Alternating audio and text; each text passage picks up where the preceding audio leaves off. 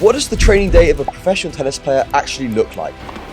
Well, today we're going to find out as I take you through a day of eating, gym, tennis, recovery, and much more at IMG Academy. This is an academy home to over 50 top 10 ATP and WTA players and has created 5 junior world #1 tennis players. So I think these guys know what they're doing. So the day started off at 8:30 with a breakfast in the IMG restaurant. They had a wide range of foods. I usually had the fruit, a bagel, some eggs, keeping it pretty simple. And of course I got myself a coffee because you guys know I love caffeine, but I should have added some ice, because I nearly burnt my tongue. Also, while I was eating, I answered some comments from the latest video and did some work. And then it was time to head to the tennis facility. This was always on a golf buggy every morning. It took about 15 minutes and we drove through the whole of the IMG campus, which was just insane to see how big it is. And before we start this training day, I played points this week against 2 of the biggest talents in tennis. So if you want to see those videos when they come out, make sure you smash that subscribe button. And now let's get back to the video. We then jumped straight on the bike for a strength and conditioning session. My coach for the week was Jason, so we worked together on 3 or 4 days during the week to make sure that I'm getting all the strength and conditioning that I need. Jason was one of those coaches that kept the energy nice and high, which I kind of liked. And he also wasn't like super serious, which made it quite a good environment to train in.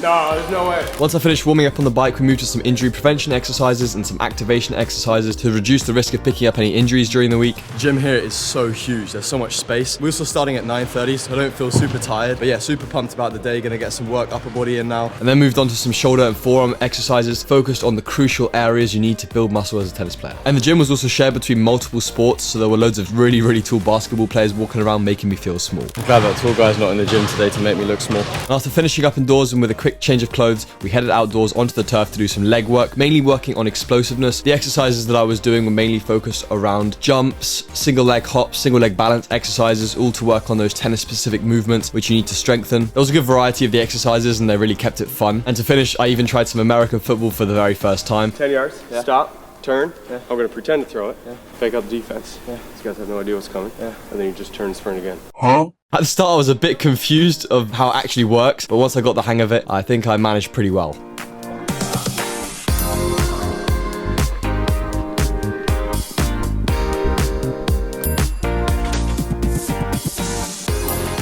And once I'd already run around for about an hour and a half, it was time to head straight to the indoor tennis center for my first session of the day with Mischker. Yes guys, so today we're going indoors to do some specific stuff with Mischker for an hour.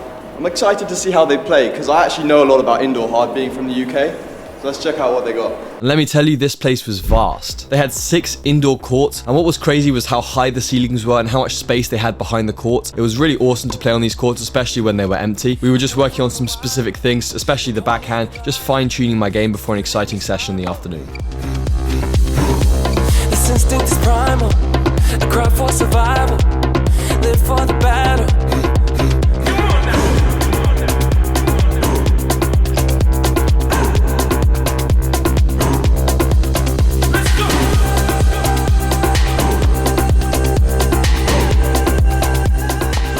Mischker, my coach, had some crazy high energy throughout the whole week, which I absolutely loved. Let's go, baby. Come on.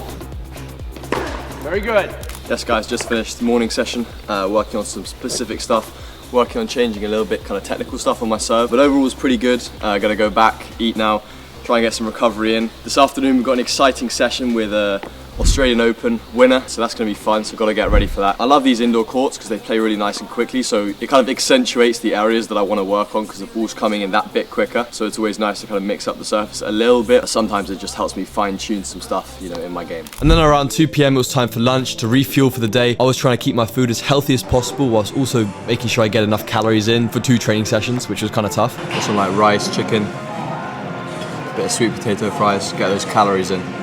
Food's really good here though. And then of course we jumped back to the academy. I hopped on the bike to get ready for the afternoon session. Also guys, less than 50% of you that watched last week's video are actually subscribed. So if you haven't already, go down there, smash that subscribe button, and now let's get back to the video. This afternoon I had the pleasure of playing with the 2024 Australian Open Juniors champion, Sakamoto. He's a Japanese player who's currently ranked 2nd in the world for juniors. Ray had a very impressive game. He's a very tall player with a great serve and great forehand. He hits a very spinny ball and super consistent, which made training with him really fun, but also pretty tough because I always had to make sure that I was on my game, focused, locked in, and that I was really moving forwards and backwards a lot with my feet because he could really vary the depth very easily. He was also such a funny guy to be around.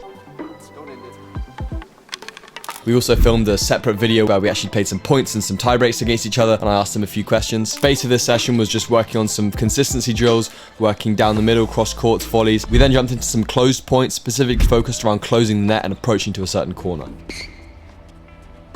I felt that when Ray approached the net, obviously he has a very large wingspan, so he made it super tough by closing off the angles really well, meaning I had to put so much pressure on my passing shot to try and pass him, or just make him play that extra ball. But as soon as he got a racket on it, it was really tough for me to try and win that point.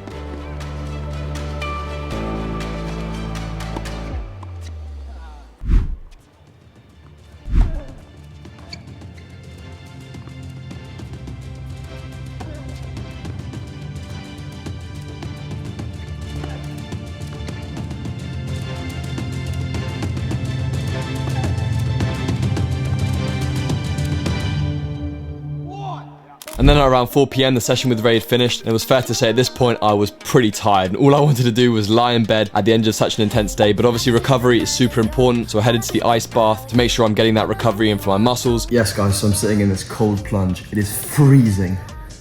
Just sitting in here, going to do this for about 5 to 10 minutes. Just some good recovery at the end of the day, constrict the blood vessels, make them nice and tight, and then get loads of new blood in. I'll feel really good the next day, especially for the legs. This really helps me out. And so that's what a pro tennis player's day looks like at IMG Academy. This Sunday, I'm going to be posting a match that I played against Carousel from My Tennis HQ, a rematch on the one we played a few months ago. This guy was playing insane.